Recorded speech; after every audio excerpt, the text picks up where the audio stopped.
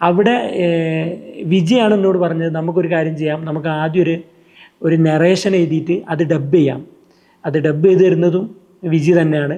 Viji dub ചെയ്യുന്നു. ആ ഡബ്ബിങ്ങിന് വേണ്ട പോർഷൻസ് മാത്രം നമ്മൾ എന്ത് ചെയ്യാണ്, ഫൂട്ടേജ് അതിനെയൊക്കെ ആപ്റ്റായിട്ടുള്ള ഫൂട്ടേജ് മാത്രം നമ്മൾ എഡിറ്റിംഗ് ടേബിളിൽ ഇരുന്ന് ചെയ്യാണ്. ഫൈനലി ഇത് എനിക്ക് തോന്നുന്നു രാഹുൽ സാറും അതുപോലെ തന്നെ ഷിബി സാറൊക്കെ എല്ലാവരും കൂടി ഇരുന്നിട്ട് ഇത് കാണുകയാണ്. ഫൈനൽ എഡിറ്റാണ് ശരിക്കും. അതിലാണ് ഷിബി സാർ എന്നോട് പറയുന്നത് ഇതിലുള്ള മേജർ കുറേ കാര്യങ്ങൾ മിസ്സായിട്ടുണ്ടല്ലോ എന്ന് പറയുന്നത്. പക്ഷേ എന്നെ സംബന്ധിച്ചിടത്തോളം ഇനി അതിൻ്റെ മുകളിൽ ഇരിക്കാൻ എനിക്ക് പറ്റില്ലായിരുന്നു. ഞാൻ അത്രയും ഡെസ്പായിരുന്നു ശരിക്കും. അങ്ങനെ ആ എഡിറ്റ് ചെയ്ത ഫൈനൽ ഫയലാണ് നജീബ് ഖാ ഇനീഷ്യേറ്റ് ചെയ്തിട്ട് നമ്മൾ ആ ഡയറക്ടർ ബാവ അത് ലോഞ്ച് ചെയ്യുന്നത്.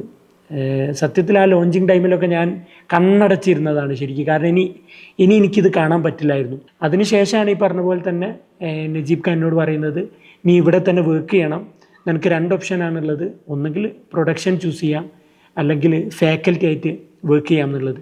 സത്യം പറഞ്ഞാൽ നമ്മളെ കുറേ നല്ല ഫാക്കൽറ്റീസിനെ കണ്ടതുകൊണ്ട്, ഇപ്പോൾ റഷീദ്, അസ്ലം, സുഹിൻ, അങ്ങനത്തെ കുറേ ആളുകളെ നമ്മൾ കണ്ടതുകൊണ്ട് നമുക്കും ഈ ഫാക്കൽറ്റി പണി പറ്റും എന്നൊക്കെ ഉള്ളൊരു തോന്നിച്ചാലായിരിക്കാം ഞാൻ എന്ത് ചെയ്യുന്നത്, ഫാക്കൽറ്റി പരിപാടി ഏൽക്കുന്നതും.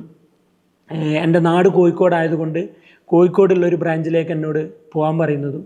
സത്യം പറഞ്ഞാൽ അവിടെ നിന്നാണ് ഞാൻ എന്ത് ചെയ്യുന്നത്, ഷിനോദ് എന്ന് പറഞ്ഞ ആളെ ഫിസിക്കലി ഞാൻ കണ്ടുമുട്ടുന്ന ഒരു സ്ഥലം എന്ന് പറയുന്നത് കോഴിക്കോട് ഒറിഗ എന്നാണ്. ശരി.